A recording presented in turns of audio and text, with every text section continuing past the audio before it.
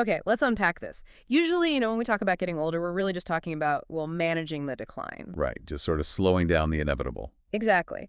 But what if the goal wasn't just surviving to old age? What if you could actually scientifically engineer your environment to keep you active, cognitively sharp, and just incredibly healthy until you're like 120 years old? It completely changes the paradigm. It really does. So welcome to a special deep dive into this massive, transformative concept of longevity.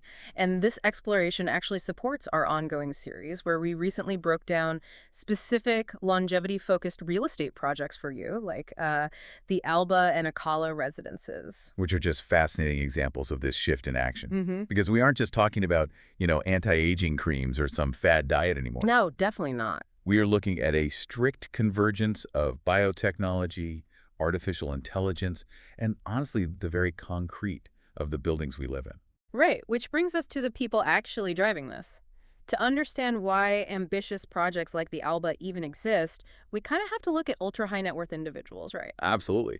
The UHNWI demographic is basically funding this entire revolution. Yeah, because there seems to be this massive shift away from flashy trophy assets, like buying a massive super yacht just to be seen in it that's out. Yeah, that's old news. Now they're moving toward quiet luxury and what we call zero-friction living. And what that actually looks like on, say, a Tuesday morning is pretty wild. You wake up and the ultimate luxury isn't demonstrative wealth, it's time, health, and, well, absolute peace of mind. Exactly. They want passive houses with perfect draft-free microclimates. They want fully integrated invisible tech. Invisible tech, meaning... Meaning we're talking about systems seamlessly built into the walls, without any visual clutter.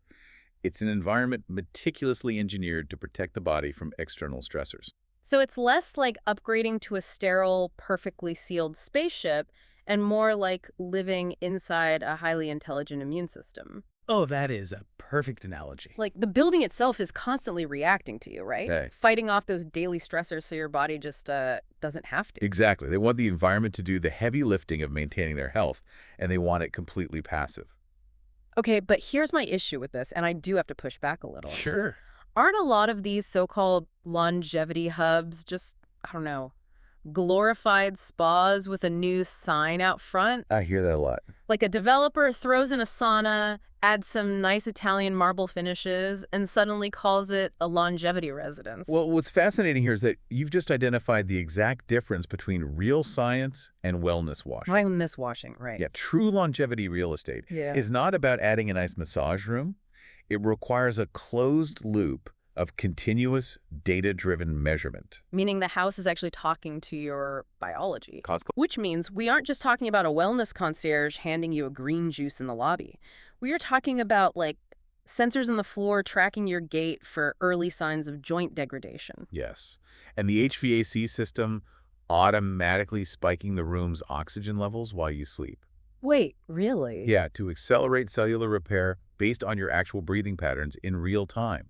It's driven by actual data and real medical professionals, enhancing your air, water, and sleep. That is insane. But it makes total sense for the human body. And this data-driven rigor, it's literally built into the bones of the building itself, isn't it? Right. If we connect this to the bigger picture, there are really 3 levels to this longevity concept. Okay, the first is obviously the human level, the health span we just talked about. Exactly. Then there's the asset level. They're using durable, non-toxic materials, like low-carbon concrete and antimicrobial surfaces. So the building doesn't biologically or aesthetically age out either. Right, which organically protects the third level, the investment itself. Ah, because by using those timeless materials, you ensure the asset holds its risk-adjusted value and liquidity over decades. Rather than just chasing a short-term price bump, exactly. Which is a necessity if you're actually planning to live to 120. I mean, you need your assets to outlive standard market cycles. You really do. And looking ahead to 2035 and beyond, we're transitioning from buildings as static fortresses to buildings as living organisms. A phygital reality, where the physical and digital blur to actually regenerate our cells. And we can already see the early stages of that phygital loop. Yeah. Instead of just an app on your phone tracking sleep, the physical bed adjusts its temperature and the room shifts lighting based on your heart rate. It completely rewrites the timeline of human ambition. So, like, what does this all mean for you listening to this deep dive right now? It's a huge question. I mean, think about the fundamental logic of your own life strategy. If your career is no longer just a 30 or 35-year sprint, how does a potential 120-year lifespan change your approach to continuous education? Or how you accumulate capital over a century. Exactly. We started by talking about stepping out of the mindset of just managing decline and into scientifically engineering our lifespans. It's a total paradigm shift. Which leaves us with this final thought to mull over. If our homes evolve into these living biomes, these highly intelligent immune systems that constantly monitor and regenerate our health, will traditional hospitals eventually become entirely obsolete for the everyday person?